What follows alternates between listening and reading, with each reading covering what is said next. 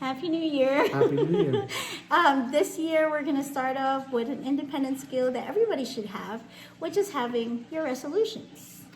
Having resolutions is always a good thing because it helps you guide what you're going to do throughout the year.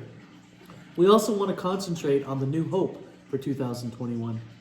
And so for our KA portion, we're going to challenge you guys to come up with some 2021 goals.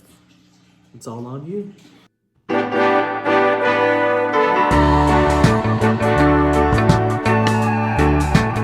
What's up, YMAT? I'm Ms. Infield and I teach at the Canyon Day Junior High School. And I'm Ms. Joahna Tupas from Mount Say High School. We are here to deliver some positivity around the community.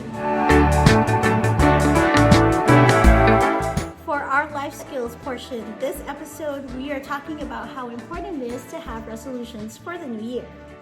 Resolutions help us find guidance in the things that we're going to do and also help us keep focused. Yeah, so there are 4 things. If you're going to write about a resolution, come up with resolutions for 4 things: spiritual, physical, mental, and even for your emotions.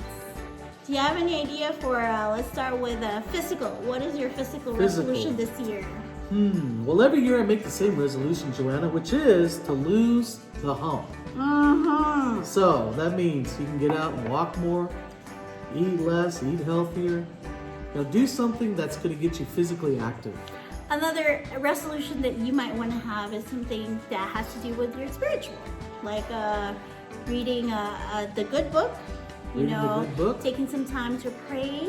Taking some time to pray, meditate. definitely. Yeah, so those are some examples that you can have. Meditate by journaling some of your thoughts about growing your faith. Yeah. Or you can look in the mirror like I do and say, "You're awesome."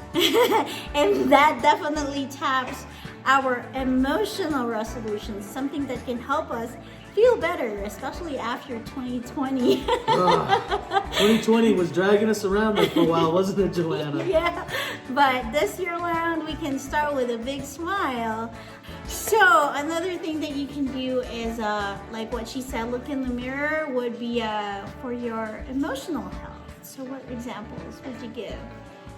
Well, I think one of the other things is that we've got to kind of have a conversation with ourselves, Joanna.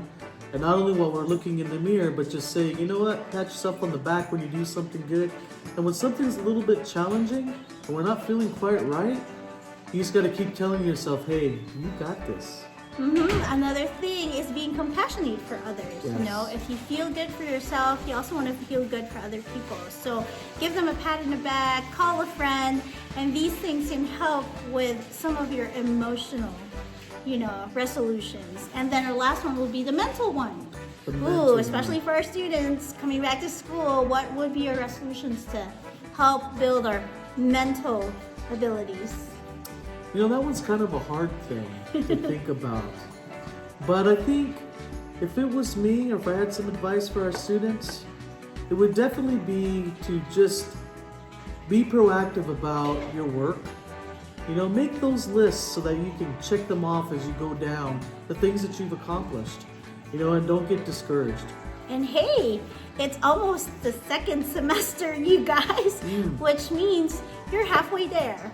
So just get that grid on for your studies and you'll get to the it. finish line is in sight.